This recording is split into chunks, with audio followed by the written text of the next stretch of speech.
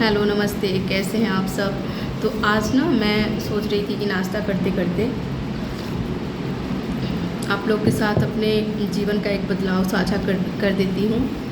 Actually जब हमारे जीवन में कुछ बदलाव आते हैं ना तो हम बहुत घबरा जाते हैं। हमें ऐसा लगता है कि अब तो बस जीवन उथल पुथल हो जाएगा, पर कई बार वो बदलाव ही इसीलिए होता है कि मतलब लाइफ बहुत अच्छी हो जाती है।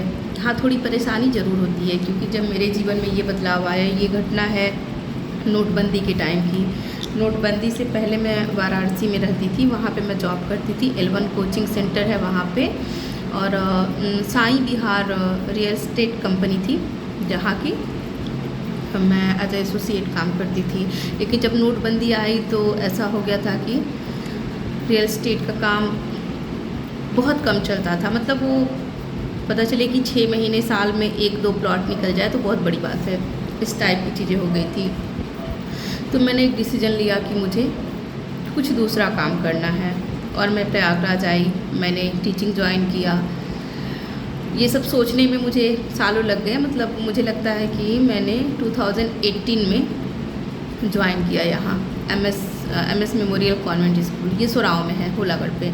तो मैंने ज्वाइन किया, और 1 साल, मैं सच बताऊं, मैंने आज तक ये बात कभी किसी से नहीं बताई थी। 1 साल मुझे ऐसा लगता था ना कि ये मेरे जीवन का सबसे गलत निर्णय है। मुझे ऐसा लगता था कि मैंने जानबूझ के अपने आप को टॉर्चर होने के लिए कहीं भीड़ में छोड़ दिया है।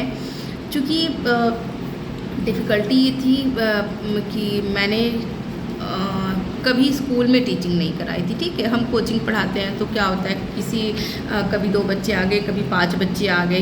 होता है ना कि 1 घंटा पढ़ा रहे हैं तो 2 या 5, इससे ज़्यादा बच्चे कोचिंग में हम लोग नहीं रखते थे।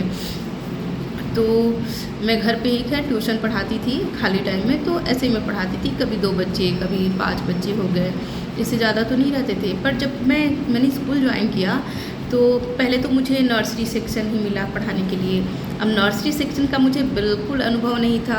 कंडीशन ये हो जाती थी, कोई बच्चा रो रहा है, 40-40 बच्चे एक क्लास में, दिक्कतें हो जाती थी। कभी किसी बच्चे का क्लास वर्क छूट गया, कभी किसी बच्चे का होमवर्क चेक करना छूट गया, तो फिर कंप्लेन आए।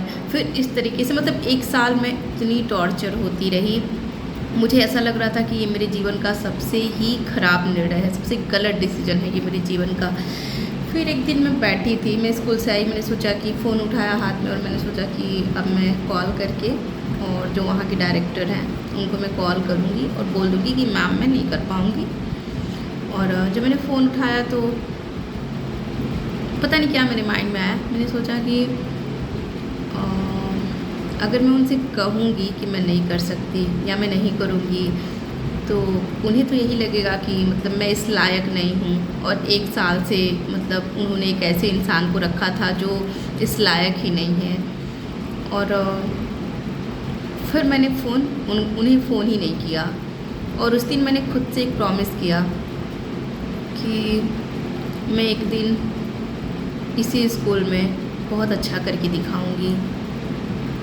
और भले ही आज मुझे अनुभव नहीं है, भले ही आज मैं छोटे बच्चों के साथ डील नहीं कर पा रही हूँ,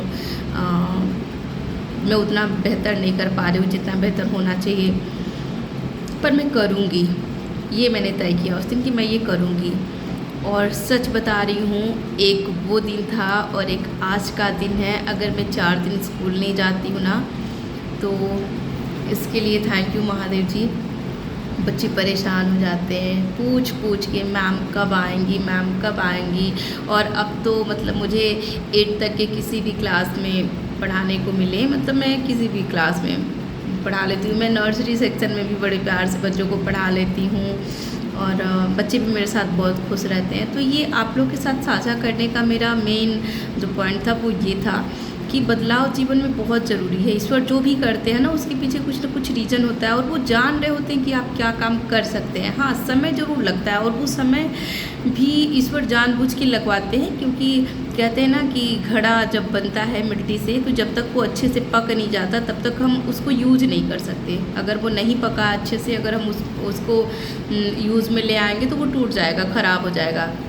तो ईश्वर हमें हर सिचुएशन में पहले पकाते हैं अच्छे से, और जब हम अच्छे से तब के पक जाते हैं, यूज़ के लायक हो जाते हैं, तब हमें ये एहसास होता है कि हमारे साथ ये चीज़ें क्यों हो रही थी। सो मैं तो बहुत बहुत थैंक करती हूँ भोले बाबा का, जिन्होंने मुझे टीचिंग में आने के लिए प्रेरित किया। ईश्वर की कृपा से ही मैं यहाँ आई और ईश्वर ने ही मुझे ये डिसीजन लेने दिया कि हाँ, मुझे टीचिंग में ही खुद को बेस्ट बनाना है। और मैं बहुत खुश हूँ, अपने काम से बहुत संतुष्ट हूँ और मुझसे ज़्यादा संतुष्ट मेरे क्लास के बच्चे रहते हैं। उन बच्चों की स्माइल, उन बच्चों की खुशी, मेरे नहीं जाने पे जैसे मैं 2 दिन नहीं जाती हूँ, कभी 1 दिन नहीं जाती और नेक्स्ट डे जब जाती हूँ, वो बच्चे जितने प्यार से मेरे पास आते हैं, जैसे मुझसे बातें करते हैं, मुझे बहुत अच्छा लगता है।